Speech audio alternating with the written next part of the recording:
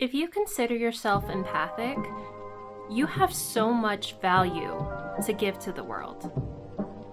And yet, the world wants you to feel like you're weak.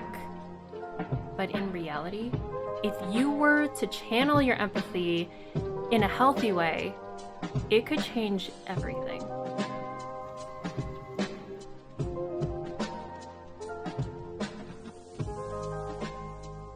Hello, welcome back to my podcast. My name is Ariel, and this is Feeling My Feelings, where I finally feel my feelings after years of dissociating from them, after years of feeling shame for being a deeply feeling person. And especially as an empath, the fact that I was ashamed of my feelings meant that I grew up feeling ashamed of myself. And so today I really want to talk about how frustrating, how confusing it is to realize that you have such a deep well of feelings that everyone thinks is basically a problem. So I am currently learning how to balance myself out and learning how to balance my really important, really valuable emotional side with grounding myself, regulating my nervous system, and finding my voice and feeling more confident and powerful. And I'm finding these next few things as super helpful ways for me to do that. So one of the first things that I think is really vital for us empaths to realize is that empathy is such a strength. And it's actually the solution to most human problems. And yet we underestimate our value all the time.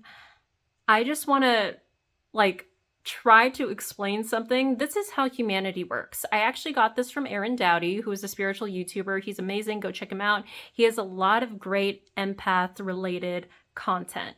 But he was basically saying that when we're born with unconditional love. You know, it's like you're a kid playing in the sandbox with another kid. You have no prejudices. And yet when you start growing up, you start learning how to judge people, how you think you should protect yourself against people, competing against other people. You start needing validation. You start questioning your worth. And so you do all of these things to survive and be accepted, only to get burnt out and realize, oh, I have to bring some energy and compassion and love back to myself.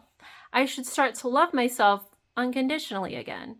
And then maybe I should start to love other people unconditionally again.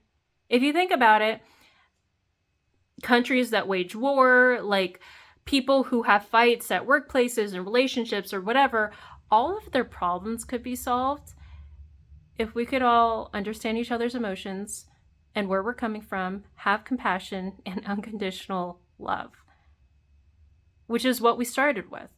And I think that a lot of empaths are the people that remembered that, or at least their bodies did. It was like we were born to be the people who were meant to remember that, even though we question whether or not we're important and that's important all the time. You are the solution. If you believe in those things, if you want to act on accepting and loving people unconditionally, ultimately that is what the rest of the world wants. Not recognize when you're being codependent and start releasing the need to be codependent. So when you're an empath, we know that we tend to attract people who are really manipulative, really self-centered, and leaning towards narcissistic. And that's because we are so open, we're so welcoming, we want to hear other people's emotions. And narcissists or self-centered people are like, oh my God, you want to feel my feelings too? You care about my feelings? Well, let me unload on you. And it turns into trauma bonding. It turns into the manipulator wanting to control you, to keep you by their side. They won't want to let go of you. I unfortunately have fallen into this pattern a lot. It's actually happened in both romantic relationships as well as a lot of workplaces. Like, I had a boss a couple years ago who was incredibly narcissistic, and she loved me. Like, she would be at the point where I would be like off work hours. It'd be later at night, and she'd be messaging me, and she'd be like, Ariel, can you get back to me? Hey, what's up? Or like, what are your thoughts? And she'd be really kind of clingy. And it was because she realized that I was so kind to her, and she wanted more of my kind energy. Almost as if she was addicted to it, because once a narcissist or a self-centered manipulative person finds someone who validates them, of course they're gonna cling on to them.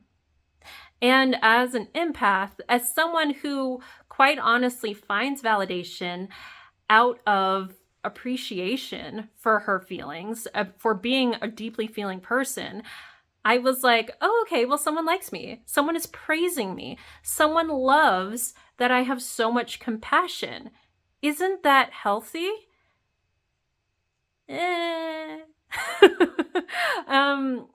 You need a healthy balance of that.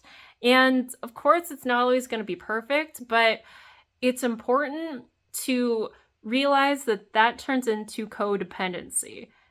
They need your validation as much as you need their validating that you're a good person. And this doesn't go for everyone, but if it resonates, like hopefully this helps. For me, I started to realize that in romantic relationships, I could easily feel more secure in a way, secure. I would feel like a person is more loyal to me if I were to listen to their traumas. Because most of the time, I would fall into relationships with people who felt unheard, who have gone through a lot of hard things, and they didn't necessarily have a lot of people around them who cared about that, who wanted to sit down and talk to them about those things or accept them about those things. And being a person who wants to sit and listen to those things, that is valuable to that person. But it doesn't mean that that person knows how to be compassionate and accepting and how to listen to me in return. So oftentimes in these types of relationships, I'd be giving, I'd be listening, this other person would be praising me, and then I would be going through something hard. I would have my own emotional issues, and they'd be like, oh, I don't know. Or they would run away, or they wouldn't care. They change the subject. They want to talk about them. They'd be surprised that I was talking about myself, and they'd be like, yeah, but what about me? And then I'd realize, oh my God, I trained this person to make a relationship about how I help them, how I'm their therapist. One of the hardest things to do in order to take back your power as an empath is to let go of other people's energies and start to discover what yours is like. As much as people say, just be confident, just let go, like have so much fun, love yourself, there's some sort of grieving process. There's anxiety that comes with that. It's really difficult, to be honest. That's kind of where I'm at right now. It's like, I have known for a while that I didn't want to be codependent anymore. I didn't want to have the same relationships with the same sort of people anymore. And transitioning from that to trying to trust and be open to healthier people is scary. And it's actually lonely because you won't perfectly know how to engage with healthier people.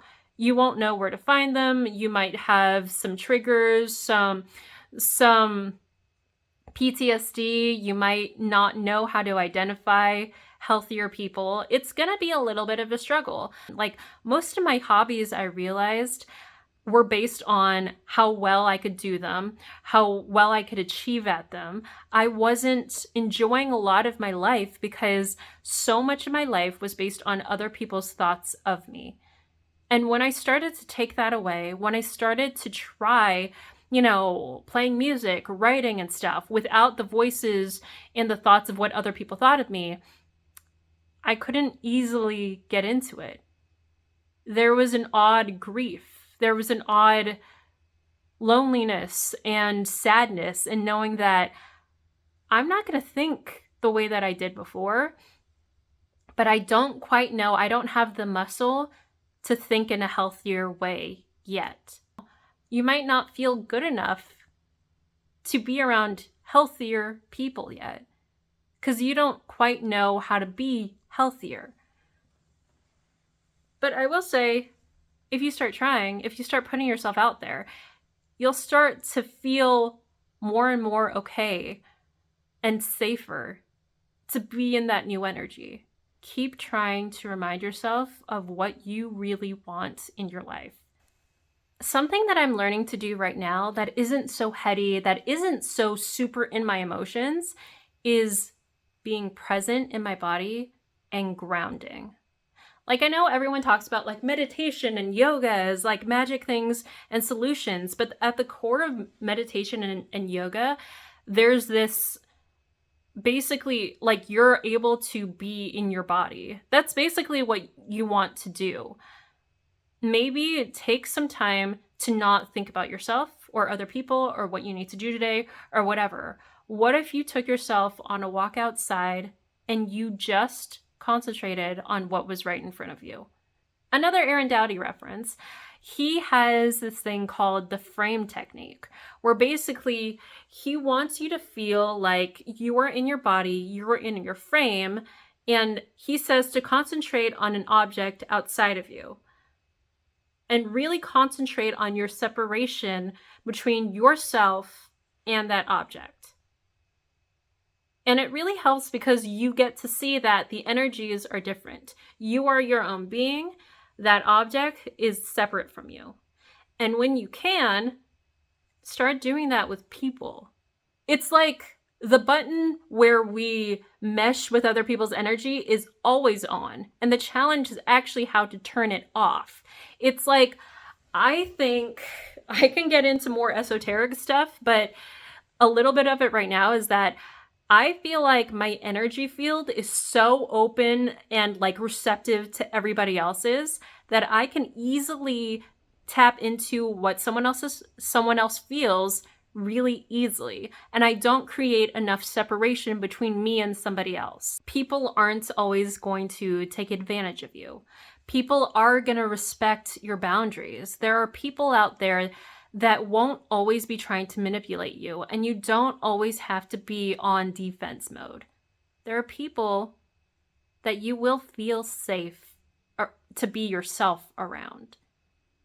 And I think it's helpful to join groups, even like those meetup groups or whatever, with people who are recovering from narcissistic abuse, or people in general who identify as hypersensitive, who identify as really empathic, or maybe even are introverted, neurodivergent. It's helpful to finally be around the people who relate to you. And maybe you're not in a space where you want to go out and meet those people yet. Then I think it's helpful to make it a point to consume media and other things that do relate to you. Okay, so last thing, kind of going back to my first point, being an empath can make you really valuable to the world. And like, if it has always been a priority, if it has always been a function for you to care about how other people feel and to care about feelings, you have kept the solution and you embody the solution to humanity. We need to stop thinking that it's a weakness and to start harnessing it in a powerful way so we can bring it back and help other people. Take things at your pace. Allow yourself to step into and be open to new, healthier energies. Just dip a toe in, start testing it out, You might fall back. You might jump all the way in. Whatever you want to do, it's okay, and you have permission to change up the energy and to change up your identity and be whoever you want to be. Okay? Okay, well, until next time, peace and love. Bye-bye!